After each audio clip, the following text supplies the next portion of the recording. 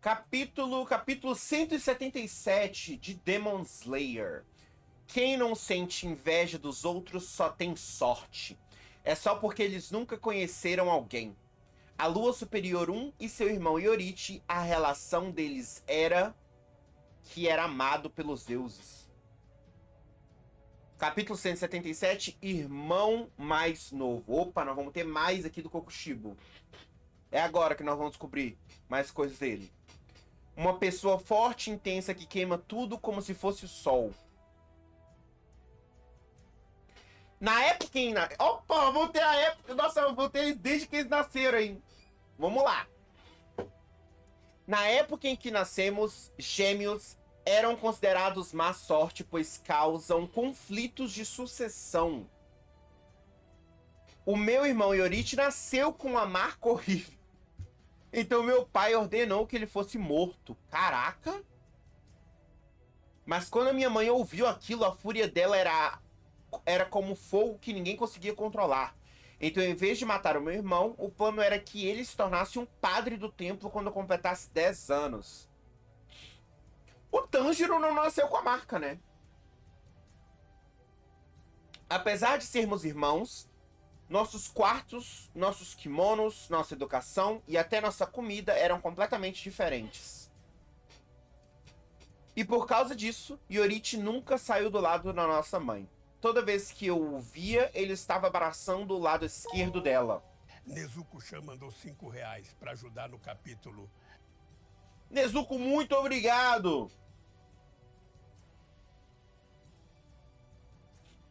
Toda vez que eu o via, ele estava abraçando o lado esquerdo dela. Eu sempre achei o Yorite infantil e digno de pena.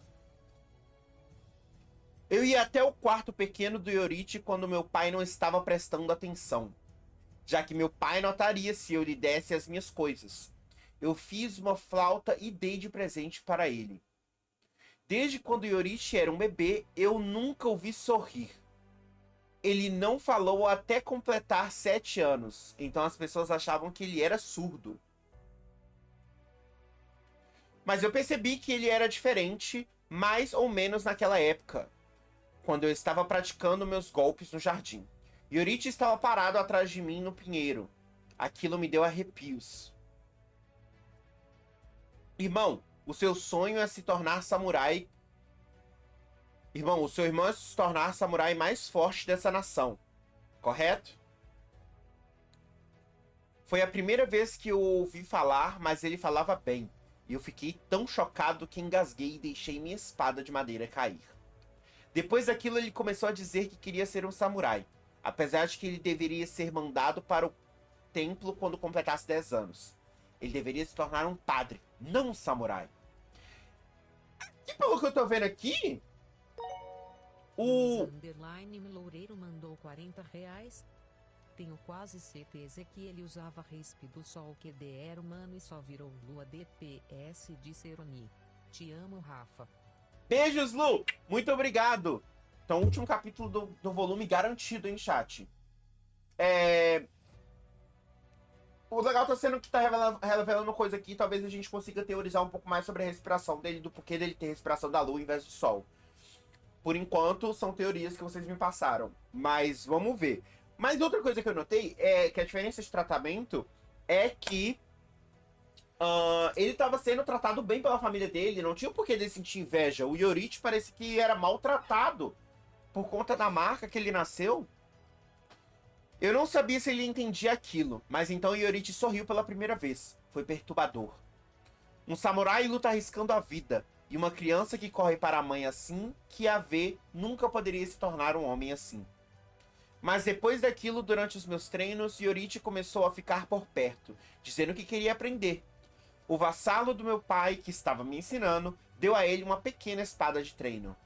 Ele só lhe deu instruções básicas em como segurar a espada e sobre a postura. E então o vassalo do meu pai falou para Yorite tentar atacá-lo. Caraca! Acertou o pai. O pai dele sentiu a pressão, hein? Eu acho que é a marca que tá dando esse poder pra ele. Que isso? Yorite bravo, mano. Ah, aqui que a inveja começou a surgir, ó. Eu nunca tinha conseguido acertar um golpe no meu instrutor. Não importava o quanto eu tentasse. Porém, ele ficou inconsciente depois que Yoruichi o golpeou 4 vezes em um piscar de olhos. Uma criança de 7 anos o acertou no pescoço, no peito, no estômago e no tornozelo. Ele não quebrou nenhum osso, mas ganhou hematomas do tamanho de punhos. Caraca! Depois daquilo, Yoruichi nunca mais disse que queria se tornar um samurai, porque ele não conseguia aguentar bater em outra pessoa. Ele se sentia horrível. Mas eu queria saber o segredo para a força do Yoruichi, depois que eu pressionei para me contar. Yoruichi falou algo muito bizarro. Os pulmões do seu oponente se expandem antes de atacar. Então é só olhar com atenção para o movimento dos ossos, contrações musculares e circulação sanguínea. Eu levei um tempo para entender.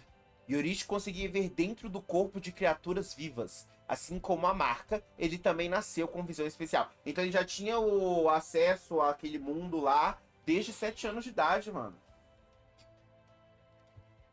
E ele tinha a capacidade física para responder imediatamente. O garoto que eu achei que era digno de pena claramente era mais forte do que eu. Ah, a inveja aqui, ó. A inveja surgiu aqui, neste momento. Mas em vez de falar sobre espadas, eu quero jogar Sugoroku ou empinar uma pipa com você, irmão. Eu queria dominar as habilidades com a espada. Tornar-se um espadachim atrai dor e sofrimento. Porém, eu tinha um talento que todos à minha volta reconheceram. Então eu podia me tornar mais forte, me esforçando mais. Mas comparada a uma criança prodígio como ele, eu era como uma tartaruga. Devia ser maravilhoso desejar algo e ser abençoado com um talento para alcançar. Mas quando eu falava com Yoruichi sobre espadas, ele parecia muito entediado. Apesar do seu excelente talento, ele não estava feliz com isso. Para Yoruichi, a espada tinha menos valor que jogos de criança. Entendi a raiva. Você, por exemplo, vou dar um exemplo. Você quer ser um cantor, mas você não canta bem. Ou tão bem quanto o vizinho. E o vizinho canta pra caralho. Mas ele tá pouco se fudendo em se tornar cantor. Aí tu fala, mano, que ódio. Por que aquela pessoa tem o talento de cantar e eu que sonho tanto com isso não tenho? É o raciocínio do Kokushiba. Nossas posições se inverteram. O vassalo do meu pai contou a ele o que aconteceu. Yoruichi virou o próximo na linha de sucessão. E eu fiquei no quarto pequeno. Era eu quem iria para o templo quando completasse 10 anos. O meu sonho de me tornar um samurai nunca realizaria. Ah, eles trocaram por conta do Yoruichi ser forte demais. Irmão, o quê? Nossa mãe morreu. O quê? Yoruichi apareceu às 3 da manhã. A morte da minha mãe foi súbita. Por que tão de repente? O que aconteceu? Desculpe, por favor. Pergunte para a serva dela, Ito, os detalhes. Pera, deixa eu ler de novo, que eu tenho umas vírgulas aqui, eu fiz uma pausa horrorosa. Desculpe, por favor, pergunte para a serva dela, Ito. Eu estou de partida para o templo agora. De partida? Agora? Sim, eu só queria me despedir. Essa flauta. Flauta? Eu penso nessa flauta como você me deu, como se fosse você, irmão. Eu penso nessa flauta que você me deu como se... Ah, é isso mesmo que eu li, tá certo. Nós podemos estar separados, mas eu nunca...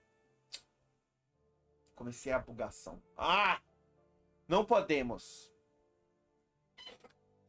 Vou respirar, pera. Aí eu com inveja de quem tem dicção boa. Você aí, eu te odeio. Vou virar Oni.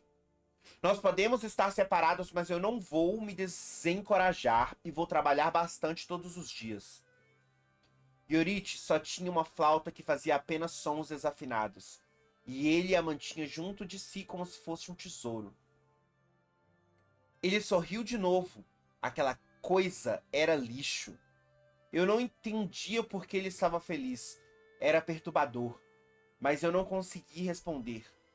Yoruichi se curvou profundamente com um olhar de satisfeito. E então ele se afastou, levando quase nada com ele. Segundo o diário da nossa mãe, Yorite percebeu que ele seria o próximo sucessor, então ele decidiu deixar a casa mais cedo do que planejava. Parecia que Yorite sabia sobre a doença da nossa mãe e que seus dias finais estavam chegando. Ela estava sofrendo desconforto no lado esquerdo por vários anos. O lado esquerdo. O esquerdo. Yorite não estava se agarrando à nossa mãe. Ele estava apoiando ela porque a doença a deixava mais fraca. Caraca, naquele momento eu podia ouvir todo o meu corpo queimar de inveja e desprezava o prodígio conhecido como Yorite do fundo do meu coração. O muro chamado talento que separava os irmãos. Kimetsu no Yaiba, capítulo 177. Fim. Caraca! Gostei, mano, gostei. Subiu mais aqui no conceito. Eu não esperava que eles fossem contar mais essa história depois da morte. Mas interessante, mano. Foi aquilo que eu falei. Eu acho que inveja faz parte do ser humano, né? É você saber lidar com a inveja que você sente de outras pessoas. Tipo, você vai absorver isso pra você e vai deixar isso te controlar? Você vai se tornar Kokushibo. E você vai ser derrotado por Gyomei. Então não deixe isso te controlar. E o irmão dele é bem parecido com o Tanjiro mesmo, na questão de ter um bom coração e tudo mais. Ele ajudando a mãe foi um plot interessante aqui, que a gente achou que ele era só mimado, mas ele tava sempre ajudando ela. Ele deve ter se sentido lixo por ele não ter reparado isso antes, né? E é isso, mano. Esse foi o despertar do Oni Kokushibo aqui, né? Capítulo 177 de Demon Slayer.